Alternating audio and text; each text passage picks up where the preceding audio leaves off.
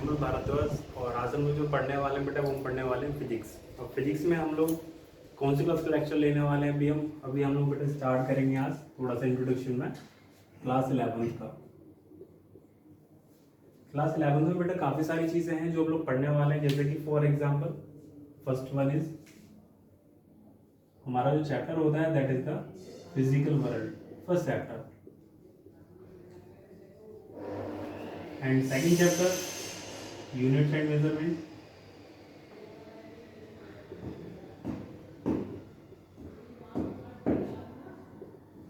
देखिए बेटा फर्स्ट जो हमारा चैप्टर है फिजिकल वर्ल्ड में हमारा नॉर्मली केवल एक मार्क में हमारा क्वेश्चन आता है कि व्हाट इज फिजिक्स। इस चैप्टर से हम लोग केवल इसीलिए पढ़ते हैं इस चैप्टर को कि इसमें हम सारी चीज़ें पढ़ते हैं, जैसे कि फिजिक्स है क्या, हमारे डेली लाइफ में यूज़ है क्या फिजिक्स का, कोई भी हमारे पास एक्सपेरिमेंट हुआ है उसमें फिजिक्स को हम करना क्या है, कौन से हमारे पास फोर्सेज हैं, सारी चीज़ों के बारे में हम लोग पढ़ते हैं। या फिर जो भी हमारे साइंटिस्ट होते हैं, आपने देखा होगा कोई भी जब मिसाइल वगैरह वो लोग जब निकालते हैं अपने रिसर्च स्टेशन से तो वो लोग करते क्या हैं, जो गैस वहाँ से निकलती है वो कैसे निकलती है, वहाँ पे फिजिक्स भी आती है केमिस्ट्री भी आती है, दोनों चीज़ें मिक्सअप होती है वहाँ पे, वो सारी चीज़ों के बारे में हम पढ़ने वाले हैं। तो फर्स्ट वन इज कि हमारे पास व्हाट इज फिजिक्स। पहला क्वेश्चन तो ये याद है, ये चैप्टर हमें सिखाता है व्हाट इज फिजिक्स, पहला क्वेश्चन। अच्छा बहुत कम लोग इसके बारे में जानते हैं। देखिए फर्स्ट वन इज हमारे पास तीन ये भाई बहन है आपस में, कौन कौन, जैसे कि सबसे पहला हमारे पास है physics, second one is chemistry and third one is bio. इसको शॉर्ट होता तो पूरा नेम बायोलॉजी है लेकिन हम उसको बायो कह देते हैं, ठीक है। फिजिक्स के बारे में अभी तो कोई फिक्स नहीं है हमारे पास कि who is the father of physics. Normally question generally पूछ लेते हैं, आ जाता है कभी कभी क्वेश्चन फादर ऑफ फिजिक्स।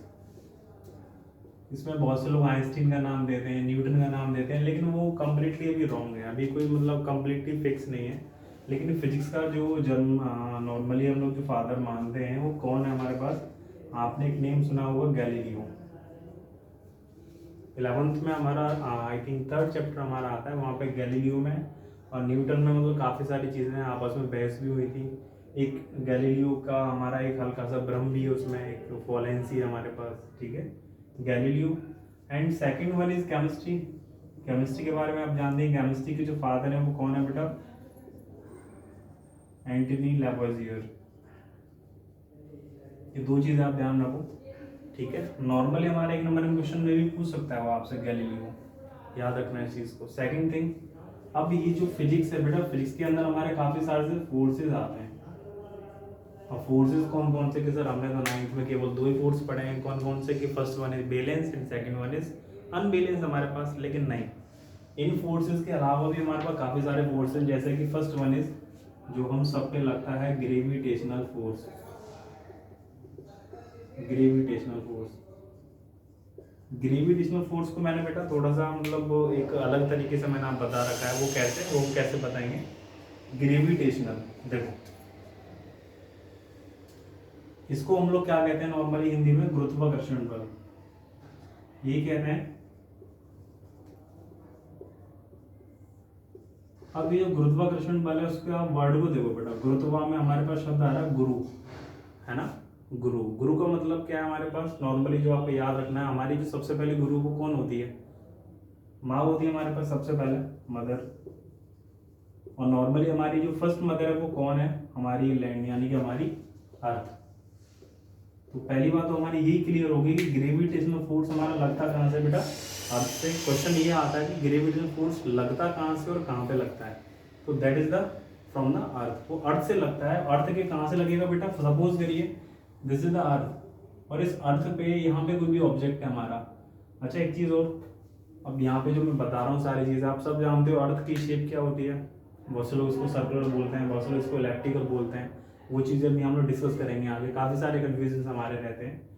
अगर मान लीजिए मैं अपने अर्थ को सर्कुलर मानता हूँ, देन आप लोग सोचते होंगे कि सर अगर हम लोग ऐसे रहते हैं तो हम लोग गिरते क्यों नहीं है, तो वो हम बेटा गिरते केवल इसी की वजह से नहीं है, ग्रेविटेशनल फोर्स की वजह से। ये हमारे पास कंटिन्यूस काम करता रहता है, हम लोग सो जाते हैं फिर भी फोर्स हम पे काम करता रहता है, ठीक है। तो देखिए अगर मान लीजिए ये ऑब्जेक्ट हमारे अर्थ के सरफेस पर है and this is the centre of the earth, तो यहाँ से सेंटर से जो इस ऑब्जेक्ट पे जो फोर्स लगता है that is the gravitational force.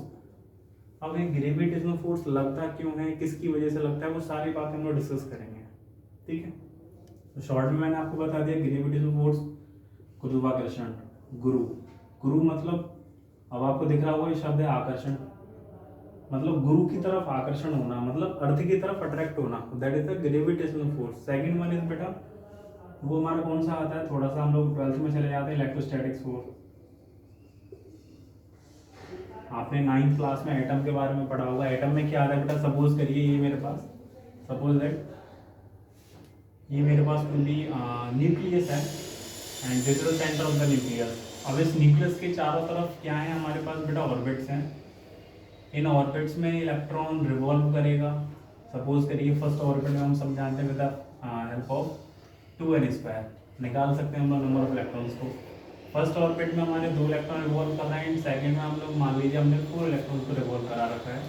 तो पहला क्वेश्चन हमारा ये आता है कि हमारा जो न्यूक्लियस होता है, न्यूक्लियस का काम क्या होता है वहाँ पे, वो सब हम लोग इसके अंडर में पढ़ते हैं फर्स्ट चैप्टर में, फिजिकल वर्ल्ड। न्यूक्लियस क्या करता है बेटा, ये इलेक्ट्रॉन्स जो होते हैं हमारे, इन इलेक्ट्रॉन्स को अपनी तरफ अट्रैक्ट करता है, क्योंकि इसके पास पॉजिटिव है एंड इलेक्ट्रॉन्स हमारे नेगेटिव होते हैं। यहाँ क्वेश्चन आता है कि बेटा न्यूक्लियस से इन इलेक्ट्रॉन्स पे लगने वाले फोर्स को हम क्या कहते हैं। उस फोर्स का नाम होता है बेटा इलेक्ट्रोस्टैटिक फोर्स। उसको हम इलेक्ट्रोस्टैटिक फोर्स कहते हैं। बहुत से लोग कंफ्यूज हो जाते हैं इसके बारे में कि ये फोर्स है क्या, ठीक है। तो काफ़ी सारी चीज़ें हैं जो हम लोग स्टार्ट करेंगे, ठीक है। तो अभी फिलहाल अभी नॉर्मली मैंने जनरली जो आपसे बोला है, अब हम लोग क्या करेंगे, धीरे धीरे एक सिंगल टॉपिक को लेके उसको आगे कंटिन्यू करेंगे। तो अभी फिलहाल के लिए आप इतना करिएगा, ठीक। बाकी मिलते हैं फिर आपसे नेक्स्ट क्लास में। Okay, thank you.